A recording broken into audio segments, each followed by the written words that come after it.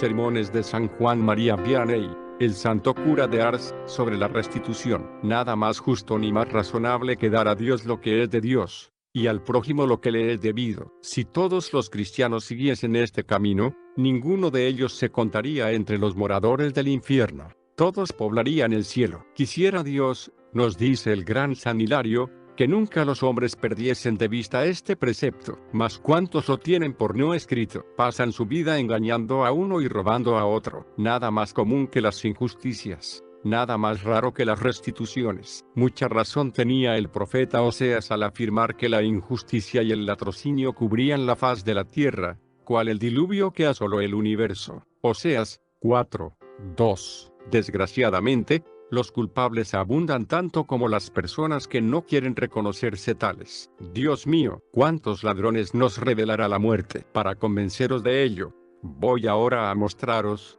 primero, que nunca aprovechan las riquezas mal adquiridas. Segundo, de cuántas maneras podéis perjudicar al prójimo.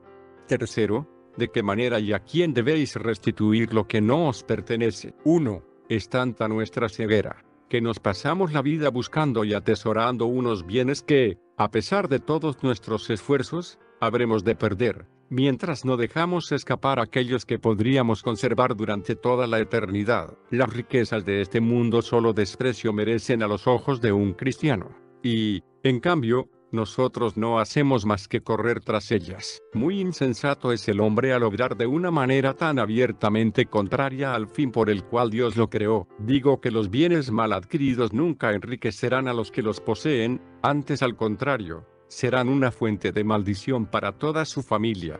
Dios mío, cuán ciego es el hombre. ¿Está plenamente convencido de que vino a este mundo solo por un instante? A cada momento ve partir para la otra vida a otros más jóvenes y robustos. No importa, ni con ello abre los ojos. Es en vano que el Espíritu Santo le diga, por boca del santo Job, que entró en este mundo desnudo y que desnudo saldrá de él. Job 1:21, que todos esos bienes tras los cuales corre con tanto afán, le dejarán cuando menos lo sospeche. Tampoco esto le detiene. Afirma San Pablo que aquel que quiere hacerse rico por caminos injustos, no tardará en caer en los mayores extravíos, y aún más, que nunca verá el rostro de Dios. 1 Timoteo 6:9. Es esto tan cierto, que, sin un milagro de la gracia, ni el avaro, ni el que adquirió algunos bienes por fraude o engaño, suelen convertirse por regla general. Tanto ciega el pecado ese a quien lo comete. Oíd de qué manera habla San Agustín a los que poseen bienes ajenos. En vano, dice, os confesaréis. En vano haréis penitencia y lloraréis vuestros pecados, si no restituís, pudiendo hacerlo. Nunca os perdonará Dios. Vuestras confesiones y vuestras comuniones no serán más que sacrilegios, que iréis acumulando unos sobre otros. O devolvéis lo que no es vuestro, o habréis de resignaros a arder en el infierno. El Espíritu Santo no se limita a prohibirnos tomar o desear el bien ajeno, no quiere ni aun que lo miremos, por terror de que, de solo verlo, nuestra mano se vaya a vía lo que no es nuestro. Dice el profeta Zacarías que la maldición del Señor descargará sobre la casa del ladrón hasta que quede destruida. Y yo os digo que, no solo dejará de aprovecharos la riqueza adquirida por fraude o engaño, sino que será causa de que perezcan vuestros bienes adquiridos legítimamente, y de que sean abreviados vuestros días. Leemos en la Sagrada Escritura que el rey Acab, queriendo ensanchar su jardín, propuso a un hombre llamado Nabot que le vendiese su viña. No, dijo Nabot, es la herencia de mis padres y quiero guardarla. El rey quedó tan contrariado de aquella negativa, que cayó enfermo, no podía comer ni beber, y se metió en cama. La reina fue a verle y le preguntó la causa de su enfermedad. Contestóle el rey que deseaba ensanchar su jardín, mas Nabot se había negado a venderle su viña. ¿Cómo?, replicó la reina. ¿Dónde está, pues, tu autoridad? No te preocupes más de esto, yo haré que tengas la viña. Diose prisa en buscar a ciertas personas, las cuales, sobornadas por dinero, atestiguaron que Nabot había blasfemado contra Dios y contra Moisés. En vano aquel pobre hombre intentó defenderse, afirmando ser inocente del crimen que se le imputaba. Nadie le creyó y hubo de morir apedreado. La reina, al verle todo bañado en sangre, se fue al encuentro del rey para anunciarle que podía tomar posesión de la viña. pues aquel que había tenido atrevimiento de negársela estaba muerto ya. Ante una tal noticia, sanó el rey y corrió cual un desesperado a tomar posesión de la viña. El infeliz no pensó que Dios estaba allí esperándole para castigarle. Llamó el Señor a su profeta Elías, y le mandó presentarse al rey para anunciarle de su parte que, en el mismo sitio donde los perros habían lamido la sangre de Nabot, beberían también la suya, y que ninguno de sus hijos reinaría después de él. Mandóle también a la reina Jezabel para anunciarle que, en castigo de su crimen, sería comida de los perros, todo lo cual se cumplió tal como predijera el profeta. Los perros se abrevarán en la sangre del rey, muerto en un combate. Un nuevo rey llamado Jehú, al entrar en la ciudad, vio a una mujer asomada a una ventana. Se había ataviado cual una diosa para cautivar el corazón del nuevo rey. Este preguntó: ¿quién es aquella mujer? Dijéronle que era la reina Jezabel. Al momento mandó fuese arrojada de lo alto de aquella ventana. Una vez en el suelo, los hombres y los caballos hollaron terriblemente su cuerpo. Llegada la noche, quisieron dar sepultura a su cadáver, mas solo encontraron de él algunos miembros dispersos. Los perros se habían comido lo demás. ¡Ay!, exclamó Jehú, he aquí cumplida la predicción del profeta. El rey Acab dejó 70 hijos, todos príncipes. El nuevo rey ordenó decapitarlos a todos y, a la vez, que fuesen sus cabezas colocadas en cestos a la entrada de la ciudad, a fin de mostrar, con tan horrible espectáculo, la desgracia que las injusticias de los padres atraen sobre los hijos. La segunda razón por la cual no debemos tomar los bienes ajenos, es porque ellos nos conducen al infierno. Dice el profeta que, en una visión que tuvo, Dios le hizo leer un libro en el cual estaba escrito que nunca verán a Dios los que se apoderan de los bienes ajenos, sino que serán condenados a las llamas. Y, no obstante, hay gente tan ciega que preferiría morir y condenarse antes que restituir los bienes mal adquiridos, ni aun en la hora en que la muerte está ya a punto de arrebatárselos de las manos. Cierto hombre que pasó la vida robando, a la edad de 30 años contrajo una enfermedad de la cual murió. Uno de sus amigos, al ver que no se preocupaba de llamar a un sacerdote, tomó la iniciativa de buscar uno. Amigo mío, dijo el sacerdote, os veo muy enfermo, y, ¿por qué no se os ocurrió llamarme? ¿Por qué no os queréis confesar? Ah, señor, contestó el enfermo muy sobresaltado, ¿es que me dais ya por muerto? No tanto, amigo mío, pero cuanto más claro esté vuestro conocimiento, mejor recibiréis los sacramentos. No me habléis de esto, ahora me hallo muy fatigado. Cuando esté restablecido vendré a vuestro encuentro en la iglesia. No, amigo mío, pues si llegaseis a morir sin haber recibido los sacramentos, experimentaría yo gran pesar. Puesto que estoy aquí, no me marcharé hasta que os hayáis confesado. Al verse casi forzado, consintió, mas, ¿cómo se confesó? Cual una persona que posee bienes ajenos y no quiere restituirlos. No dijo una palabra a este respecto. Si vuestro estado empeora, volveré para llevaros el santo viático. En efecto, el enfermo iba acercándose a la muerte. Corrieron a avisar al sacerdote que su penitente estaba expirando. Dióse prisa el sacerdote. Cuando el enfermo oyó la campanilla, preguntó qué era aquello, y al venir en conocimiento de que el buen párroco le llevaba el viático, ¿cómo?, exclamó, ¿no os había yo dicho que no quería recibirlo? Decidle que no pase adelante. A pesar de ello, el sacerdote entró, y acercándose al enfermo, dijo, ¿no queréis, pues, recibir al buen Dios que os llenaría de consuelo y os ayudaría a sufrir vuestras penas? No, bastante es el mal que hice hasta ahora. Pero vais a escandalizar a la parroquia toda, y ¿qué me importa que sepa todo el mundo que estoy condenado? Si no queréis recibir los sacramentos, no podréis ser enterrado cristianamente. ¿Merece un condenado ser enterrado entre los santos cuando el demonio haya hecho presa en mi alma maldita? Echad mi cuerpo al lobo, cual el de una bestia. Viendo que su mujer se deshacía en llanto, dijo, ¿por qué lloras? Consuélate, si me acompañaste de noche para ir a robar al vecino, no tardarás en venir a juntarte conmigo en el infierno. Y lleno de desesperación, exclamaba, ¡ah, horroroso infierno! Abre tus abismos, ven a arrancarme de este mundo, no puedo aguantar ya más. Y murió el miserable con señales visibles de reprobación. Pero, me diréis, ciertamente había cometido grandes crímenes. ¡Ay, amigos míos! Casi me atrevería a decir que hacían lo que buena parte de vosotros, ora un haz de leña, ora una carga de heno, ora una gavilla de trigo. Si ahora quisiese detenerme, examinando la conducta de los que se hallan aquí presentes, tal vez no encontraría más que ladrones. ¿Os extraña esto? Atended unos momentos, y veréis cuán fundamentada sea mi sospecha. Si comienzo por examinar el comportamiento de los servidores o criados, los hallo culpables con sus dueños y con los pobres. Los criados son culpables con sus amos,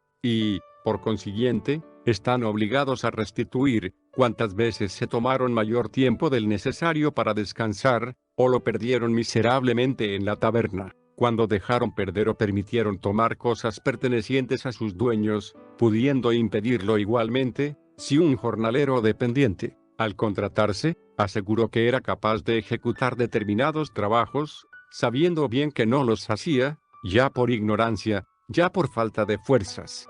Y en tal caso está obligado a indemnizar a su dueño de la pérdida causada por su ignorancia o debilidad. Mas he aquí otro pecado tan deplorable como extendido, a saber, el de los hijos o criados que roban a sus padres o dueños. Los hijos jamás deben tomar nada de los padres bajo pretexto de que no les dan bastante. Vuestros padres, después de alimentaros, vestiros e instruiros, nada más os deben. Por otra parte, el hijo que roba a sus padres ya se le considera capaz de todo. Todo el mundo le desprecia y huye de su compañía. Un criado me dirá, es que no se me paga todo mi trabajo. Preciso es, pues, buscar alguna compensación. ¿No te pagan bastante, amigo mío? ¿Por qué? Pues, permaneces en casa de un tal dueño. Cuando te contrataste, bien sabías cuál iba a ser tu salario y el que podías merecer. Poco te costaba dirigirte a otra parte donde pudieses ganar más. ¿Y qué diremos de los que guardan en su casa lo que los criados robaron a sus dueños, o los hijos a sus padres? Aunque tales cosas solo hayan permanecido 5 minutos en casa de esos encubridores, y aunque no conozcan a ciencia cierta su valor, están obligados a restituir bajo pena de condenarse, si los culpables no restituyeron. Hay personas que compran sin miramiento cosas a los hijos de familia o a los criados. Pues bien, aunque pagasen por ellas más de lo que valen, están obligadas a devolver a su dueño la cosa o su valor. De lo contrario, no se librarán del infierno. Si aconsejasteis a alguien que robase, aunque no hayáis sacado de ello provecho alguno, si el que robó no restituye, vuestra es la obligación de hacerlo. De lo contrario, no esperéis el cielo. Donde más comúnmente se roba es en las compras y en las ventas. Examinemos esto con detención, a fin de que conozcáis el mal que hacéis, y por ende podáis enmendar cuando lleváis al mercado vuestros productos. Os preguntarán si los huevos o la manteca son frescos o recientes, y os apresuraréis a contestar afirmativamente, cuando estáis persuadidos de lo contrario. ¿Por qué contestáis así? Sino para robar 10 o 15 sueldos a un pobre que tal vez los pidió prestados para sostener a su familia. Otras veces se trata de vender cáñamo, y procuráis poner debajo, para que quede oculto, el más pequeño o de peor aspecto. Me dirás tal vez, si no lo hiciese de esta manera, no vendería tanto. Mejor dicho, si te portases como buen cristiano, no robarías como ahora robas. En otra ocasión, te habrás dado cuenta de que te entregaban más de lo que correspondía y te has callado. Tanto peor para esa persona, no tengo yo la culpa.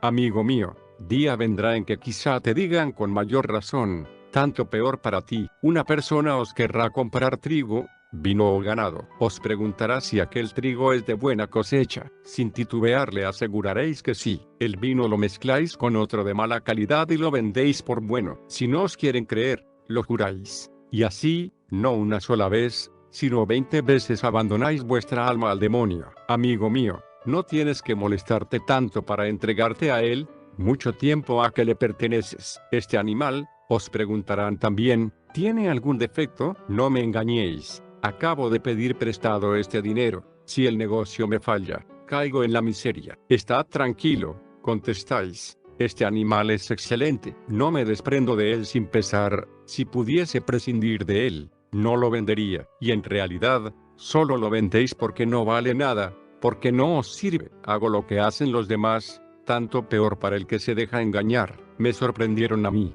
Yo miro de sorprender a los otros. De lo contrario, perdería demasiado. Es decir, amigo mío, ¿Qué? Porque los demás se condenan, ¿tú también has de condenarte? Porque los demás se van al infierno. ¿Es necesario que vayas tú con ellos? ¿Prefieres tener algunos sueldos de más y abrazarte en el infierno por toda una eternidad? Pues bien, has de saber que, si vendiste un animal con defectos ocultos, estás obligado a indemnizar al comprador de la pérdida que hayas podido causarle ocultándole tales defectos. De lo contrario, habrá de condenarte. Si os hallaseis en nuestro lugar, haríais lo mismo que nosotros. Sí, no hay duda que, si quisiese condenarme, haría lo que vosotros, mas, si quisiera salvarme, haría ciertamente todo lo contrario. Otras personas, al pasar cerca de un prado, un campo de rábanos o una huerta, no tendrán escrúpulo alguno en llenar su delantal de forraje o de rábanos, de llenar sus cestas o sus bolsillos de fruta. Los padres verán llegar a sus hijos con las manos llenas de objetos robados, y, si los reprenden, será riendo, como si ello fuese gran cosa. Si hoy tomáis por valor de un sueldo y mañana por dos, pronto habréis llegado a materia de pecado mortal. ¿Qué es lo que deben, pues, hacer dos padres al ver que llegan sus hijos con algún objeto robado? Deben obligarlos a devolverlo por sí mismos a su dueño. Una o dos veces bastarán para corregir al pequeño ladrón. Un ejemplo os mostrará cómo puntualmente debéis observar esto. Refiérese que un niño de 9 o 10 años comenzaba a cometer pequeños robos, tomando frutas u otros objetos de escaso valor. Con el tiempo fueron aumentando sus delitos en número e importancia, hasta que hubo de ser conducido al cadalso. Antes de morir pidió a dos jueces que hiciesen comparecer allí a sus padres, y cuando estuvieron presentes, desgraciado padre y desgraciada madre, exclamó: quiero que sepa todo el mundo que sois vosotros la causa de mi deshonra y muerte. Quedáis deshonrados a los ojos del mundo, sois unos infelices. Si me hubieseis corregido cuando comencé a cometer pequeños hurtos, no habría después cometido dos crímenes que me han llevado a este cadalso. Digo que los padres deberían ser muy prudentes respecto a sus hijos, aunque no pensasen que tienen un alma por salvar. Vemos, en efecto, que, de ordinario, cuáles dos padres, tales los hijos. Cada día oímos decir: fulano tiene unos hijos que indudablemente seguirán las huellas del padre en su juventud. ¿Nada os importa todo esto?, me diréis. Dejadnos tranquilos, no nos inquietéis, teníamos ya olvidado esto, y vos nos lo ponéis de nuevo ante nuestros ojos. ¿Por ventura no es bastante riguroso el fuego del infierno, ni la eternidad bastante duradera, para que hayáis de darnos tanto sufrimiento ya en este mundo? Muy cierto es lo que decís, mas, si os hablo de esta manera, es porque no quisiera veros condenados. Pues bien, peor para nosotros, si obramos mal, no seréis vos quien sufra la pena. Si así os resignáis, allá vosotros. Otras veces será un zapatero que empleará piel de mala calidad o hilo averiado y los hará pagar por buenos. O también un sastre, quien, bajo pretexto de que no cobra el precio que debiera, se quedará con un jirón de paño sin decir nada al cliente. Dios mío, ¿cuántos ladrones nos descubrirá la muerte? Será también un tejedor que echará a perder una parte del hilo para no darse el trabajo de desenredarlo, o bien pondrá en su obra otro de peor calidad, guardándose el que se le entregó. Aquí tenéis a una mujer a quien entregaron cáñamo para hilarlo. Destruirá una parte, bajo pretexto de que no está bien peinado. Y una vez trabajado el otro colocará el hilo en un sitio húmedo y el peso será el mismo. Esa mujer no piensa que el cáñamo pertenecía a un pobre criado al cual ahora le resultará casi inútil por estar ya medio podrido. Un pastor sabe muy bien que no le está permitido llevar su ganado a pacer en aquel prado o bosque, no importa. Basta con que no le vean para ir allí. Otro sabe que le han prohibido ir a arrancar la cizaña en ese campo de trigo, porque está en flor. Mira si alguien le ve, y si no, entra en el campo sin escrúpulo. Decidme, ¿os gustaría que vuestro vecino se portase así con vosotros? Es indudable que no. Si examinamos la conducta de los obreros, hallaremos también muchos ladrones. Poco os costará convenceros de ello. Si los contratáis a destajo, ya para cavar, ya para abrir minas,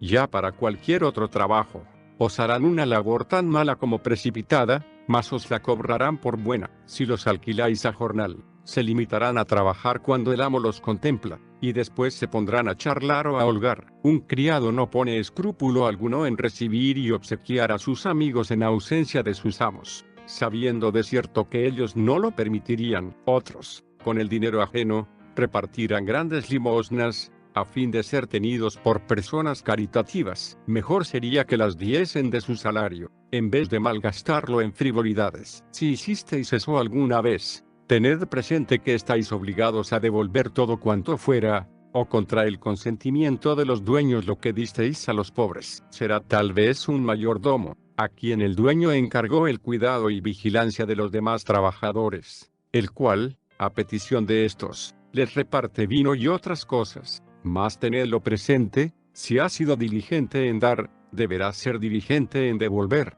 de lo contrario, habrá de condenarse. A un negociante le habían encargado una compra de trigo, heno o paja, y dirá al vendedor: hacedme una factura en la cual cargaréis a mi dueño algunas cuarteras de trigo, o 10 o 12 quintales de paja o heno que no me habréis entregado. No le causará esto gran perjuicio, ni tan solo de ello se dará cuenta, pues, si aquel miserable entrega semejante factura, queda obligado a restituir el dinero que el negociante hará entregar de más a su dueño. De lo contrario, habrá de resignarse a arder en las llamas eternas.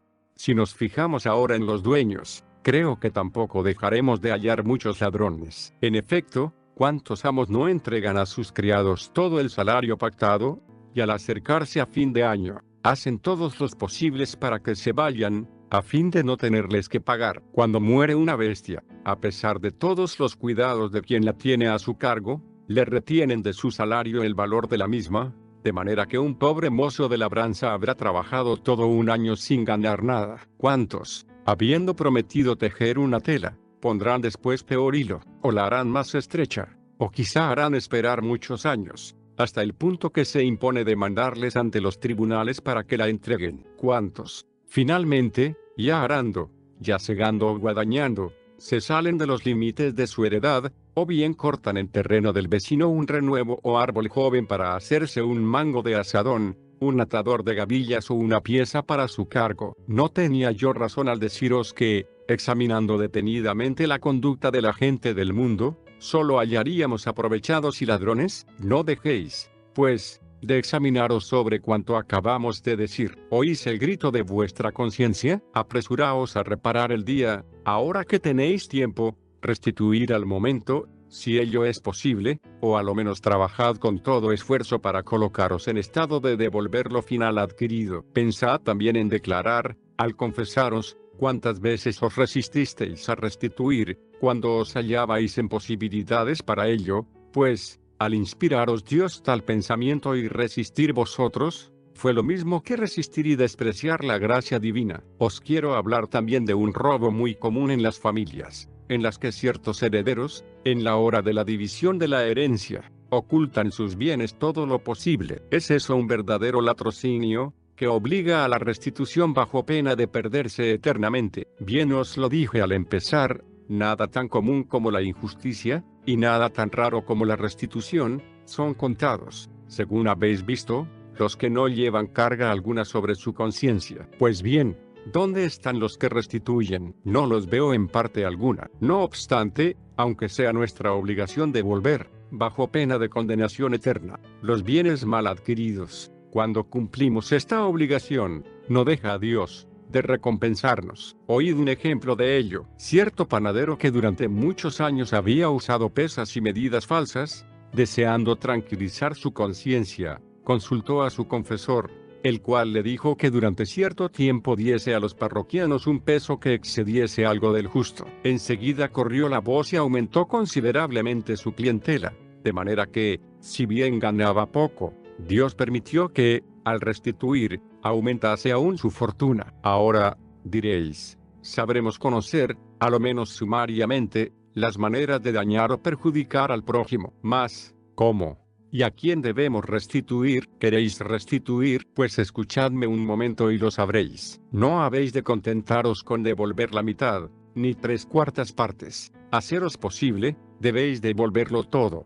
De lo contrario, os condenaréis. Algunos, sin preocuparse de indagar el número de personas a quienes perjudicaron, darán alguna limosna, o mandarán celebrar algunas misas, y hecho esto, quedarán ya tranquilos. No hay duda que las misas y las limosnas son muy buenas obras, mas deben ser pagadas con vuestro dinero y no con el del prójimo. Aquel dinero no es vuestro, devolvedlo a su dueño, y después dad el vuestro si queréis, entonces obraréis bien. ¿Sabéis cómo las califica San Juan Crisóstomo tales limosnas? Las llama limosnas de Judas y del demonio. Una vez hubo Judas vendido al Señor.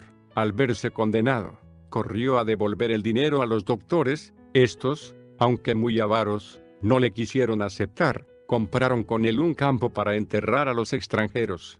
Pero, me diréis, cuando aquellos a quienes perjudicamos han muerto, ¿a quién se debe restituir? ¿No podremos entonces guardarlo o darlo a los pobres? He aquí lo que debes hacer, amigo. Si dicha persona dejó hijos, a ellos debes restituir. Si no los tiene, entrégalo a sus parientes o herederos. Explica el caso al párroco, y él te dirá lo que debes hacer. Otros dicen, cierto que he perjudicado a fulana, pero ya es bastante rico. Conozco a un pobre que tiene mucho mayor necesidad de este dinero. Amigo mío, da a ese pobre de tus riquezas, mas devuelve al prójimo los bienes que le usurpaste. Usará mal de ellos. Nada te va en ello, devuélvele sus bienes, ruega por él y duerme tranquilo. La gente del mundo es hoy día tan avara, tan aficionada a los bienes de la tierra, que, figurándose muchos que no han de tener jamás bastante, parece que juegan a ver quién será el más aprovechado, y quién engañará mejor a los demás. Mas vosotros no olvidéis que, cuando conocéis a las personas que perjudicasteis, aunque dieseis el doble a los pobres, si no devolvéis a su dueño lo que le quitasteis, habréis de condenaros. No sé si vuestra conciencia está tranquila, pero lo dudo mucho. He dicho que el mundo está lleno de ladrones y aprovechados. Los comerciantes roban engañando con los pesos y las medidas, aprovechándose de la sencillez de las personas para vender más caro, o para comprar más barato. Los amos roban a sus criados, desnudándoles una parte de sus salarios, otros dilatando por mucho tiempo el pagarles, descontándoles hasta un día de enfermedad, cual si el mal les hubiese sobrevenido en casa de un vecino, y no trabajando en su servicio. Por su parte, los criados y obreros roban a sus dueños, ya holgando, ya dejando perder los bienes por su culpa. Un obrero pedirá la paga, pero habrá dejado su labor hecha solo a medias. Los dueños de tabernas, esos lugares de iniquidad, esas puertas del infierno,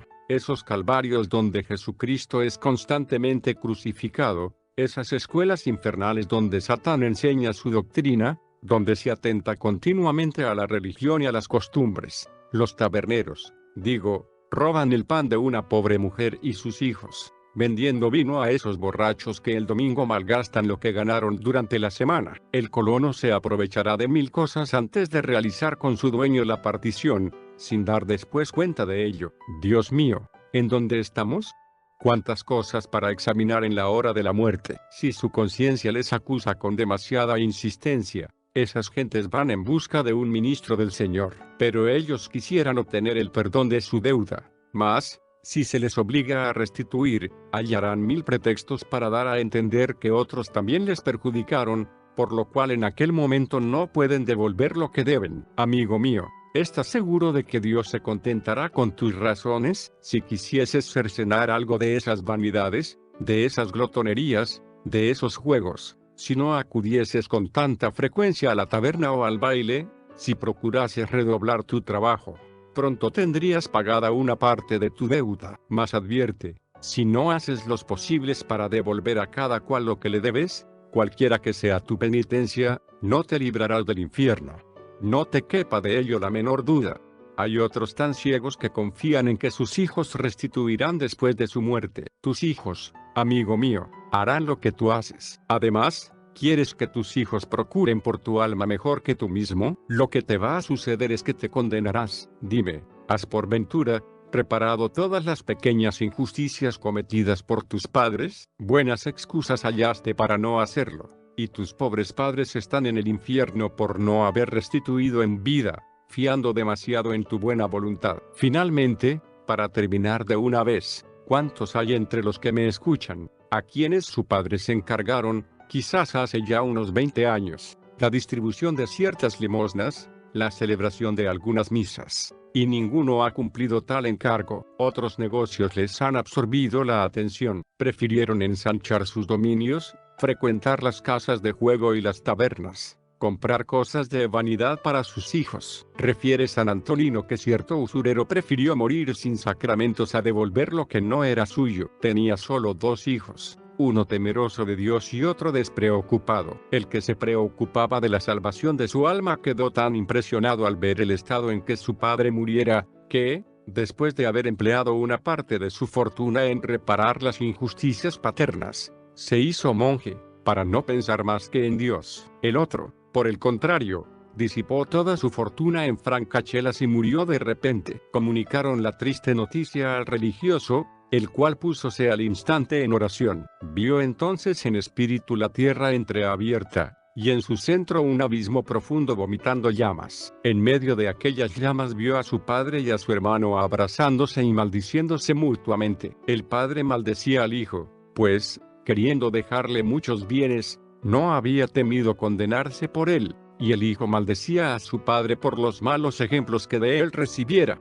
¿Y qué os diré de los que aguardan a la hora de la muerte para restituir? Voy a probaros, por 2 ejemplos, que, llegado aquel momento, o bien no querréis, o aun cuando lo queráis, no podréis hacerlo. 1. No querréis restituir. Refiérese que, hallándose en trance de muerte un padre de numerosa familia, sus hijos le dijeron: Padre, ya sabéis que estas riquezas que nos dejáis no son nuestras, deberíamos restituirlas. Hijos míos, dijo el padre, si devolviese lo que no es mío, no os iba a quedar nada. Padre, preferimos trabajar para ganarnos la vida a ocasionar vuestra condenación. No, hijos míos, no quiero restituir, no sabéis lo que es ser pobre.